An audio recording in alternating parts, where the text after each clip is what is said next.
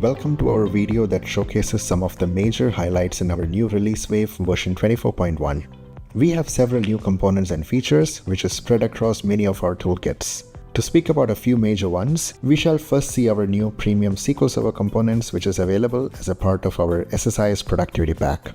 What Kingswaysoft offers in our premium SQL Server components is a wide range of authentication modes to connect to on-prem and cloud-based SQL instances. 3 types of popular OAuth authentication mechanisms: Windows integrated and SQL authentication, and universal MFA and non-MFA type of connections using Azure Active Directory are to name a few that puts us over the edge. The ease of design using a user-friendly UI is what our components stand for. In my SSIS package, I create a new connection manager and choose SQL Server connection from Kingswaysoft. Once it opens up, enter the data source or host information, and then choose the authentication mode. You would see that there are multiple authentication modes that we support. In this example, I am choosing the SQL Server authentication. However, for working with modern authentication types, you could choose between OAuth types like using authorization code that gets you a token file, or client credentials in which the client ID secret credentials can be entered, or certificate type to work with a certificate pair. Similarly, towards the bottom, you would also see Azure Active Directory types such as password, universal with MFA, service principal, and managed identity. We offer several authentication modes as shown here, and you could choose the one that suits your requirement. Enter the user ID, password, followed by choosing the initial catalog or the database. Please note that these would change depending on the authentication mode that you have chosen. Once you've configured the general page, in the advanced page, you can choose some advanced settings based on your configuration. Note that you would also have a HTTP proxy page if you have chosen any of the Azure OAuth authentication modes. Once configured, click OK to save and close the connection manager. We also offer a test connection button, which you can click to see if your connection succeeds. Choose the premium SQL Server source component from the SSIS toolbox and drag and drop it to the workspace. Choose the connection manager and the data source from the list. The command timeout can be set along with the transaction type as implicit or explicit, as well as the transaction isolation level. The command section will show the SQL command for the data source you have chosen. You can click on preview to view the first 200 records of the query. We also have the option to parameterize the command by using user variables as shown here. Next, in the columns page, we can find the metadata for the data source or the command that you have configured in the general page.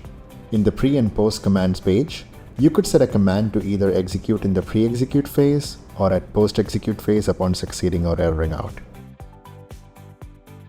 Now, we choose the premium SQL Server destination component from the SSIS toolbox.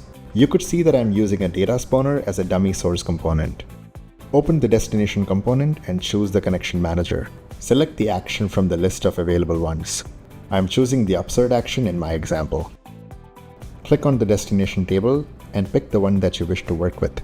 If you do not have a table, you can click on Create Table to create a new one based on the input metadata as shown here. Once you've chosen the table, you can alter or modify the structure of it by clicking on Update Table, as you can see here. Choose the rest of the settings as required, and then in the columns page, you can perform the mappings as seen here.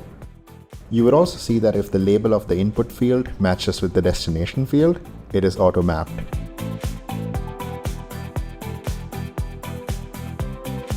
In the pre and post command page, you could set a command to either execute in pre-execute phase or at post-execute phase upon succeeding or erroring out.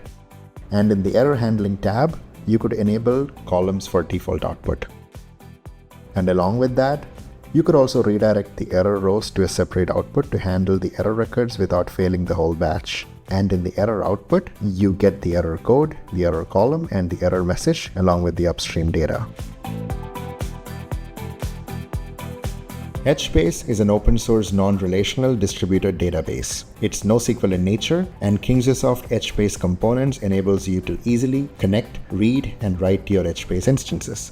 Fully based on graphical UI, our components offer a drag-and-drop, simplistic approach to perform complex actions within the HBase tables. First, we click on Add New Connection and search for HBase Connection Manager from Kingsoft. Once opened, enter the server URL and then choose the authentication mode. I'm using basic authentication in my example. However, another option is to use Kerberos, which opens up to enter the user, password, and domain properties. In Advanced Settings page, you can choose the proxy mode and also any additional proxy credentials as required. Set the timeout setting and throttling rate as well, and click on Disconnection to validate. Once succeeded, click on OK to save and close the connection manager. Now, we move on to the source component. Drag and drop the HBase source component from the SSIS toolbox, and in it, choose the HBase Connection Manager created. Select the namespace. An option to refresh it is available as well. When you choose a table, the component would offer to discover the metadata. Note that this can be done at a later stage as well by clicking on the Discover Metadata button. Click Yes, and then preview the metadata and click on OK. This would bring the fields in the columns page. More can be added by clicking on the plus sign, or remove fields by using the minus sign. You could also add filters by clicking on the Filter Columns fields. Click on OK to save the component.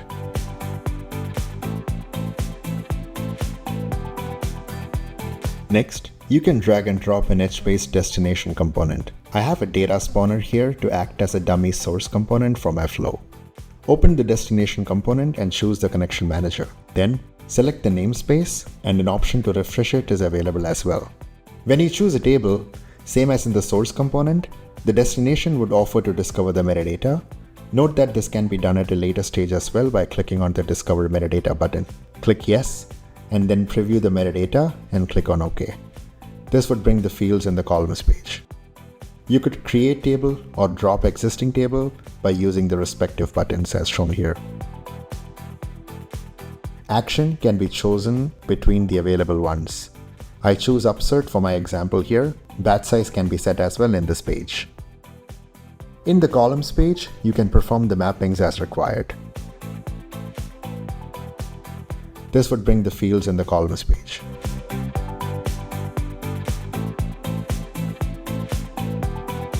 Moving over to the error handling page, you could choose either to fail on error, ignore it, or redirect the error records. If you wish to redirect the error records, you can have them as a separate output and use it to log the upstream data along with the error code, error column, and the error message. Another exciting toolkit that we have introduced in our current release is our integration toolkit for SAP. The components works with major instance types such as ECC, SAP HANA, etc., and is straightforward to configure and work with. The connection manager has two connection types supported, such as group or server and custom application. And you can go ahead and enter your authentication information in the properties provided in the UI. We also provide an advanced settings page that allows you to configure some optional settings for the connection. The SAP table source component's primary goal is to allow you to find and read the data from the tables in an easy and convenient manner. As a first step, you could click on the ellipsis next to the table name and search for the table. And next is the RFC function name that shows the list of RFC functions that can be chosen to read table data from SAP. You could provide where clauses to give conditions on how to read the data. The metadata is discovered based on the configuration and comes up in the columns page along with few other details. Next, the SAP RFC destination component gives the options to search and pick the RFC function name. And this gives 4 tabs to work with: import, single object, export, single object, tables, multiple objects, and exceptions. The mappings page allows to map the input value to the existing RFC parameter. And outputs page shows the outputs that are formed by the selections made in the general page. And finally, we have an error handling page to handle and redirect error records as and when required.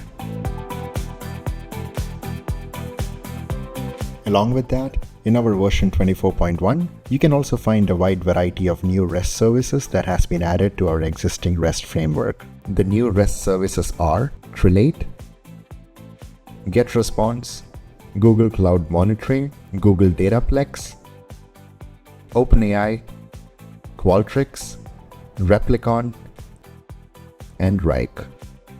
We've also added a new option value mapping feature in our Dynamics 365 CDS CRM destination component. You can simply map an input value to an option set field and click on the ellipsis next to the option value mapping field, which will open up the window as shown here.